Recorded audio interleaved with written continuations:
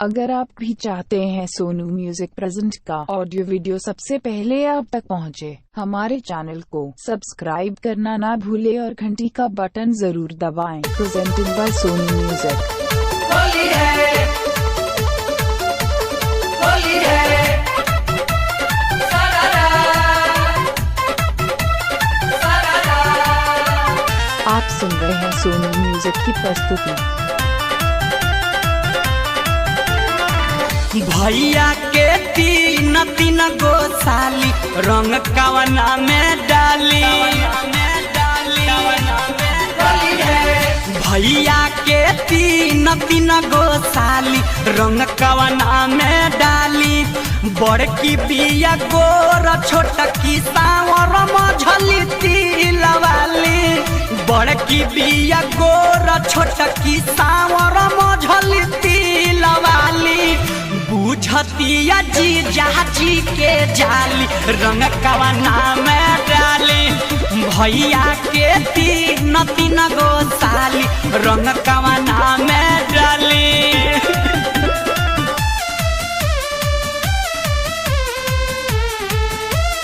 होली है,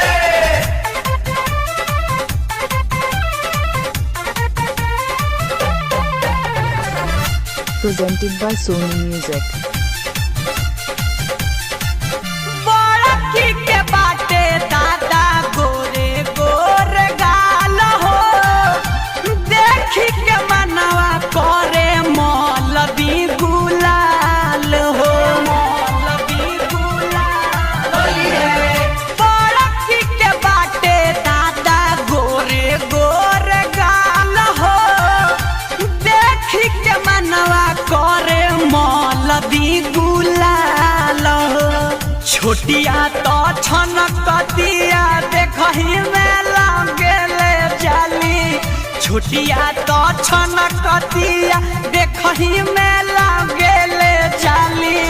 भैया के तीन तीन गो साली रंग कवना में डाली, भैया के तीन तीन गो साली रंग कवना में डाली।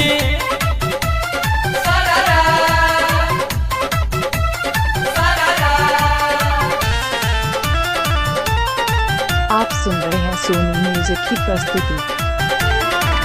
जवन जानी जैसे कही है वो सही लगाई, साली के बात बाटे दिल ना दुखाई, दिल ना दुखाई।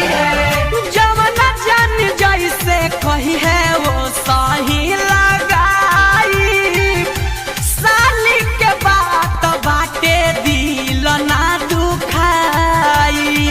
नीतीश चंचल से कहेली डालय बतुहाली हाली, शंकर राघवेंद्र से कहेली डालय बतुहाली हाली। मुकेश भाई के तीन तीन गो साली रंग कवना में डाली, भैया के तीन तीन गो साली रंग कवना में डाली। बड़की बिया गोर छोटकी सावर मझली तिलवाली, बड़की बिया गोर छोटकी सावर मझली तिलवाली। भैया के तीन तीन गो साली रंग कवना में डाली, भैया के तीन तीन गो साली रंग कवना में डाली। आप सुन रहे हैं सोनू म्यूजिक की प्रस्तुति।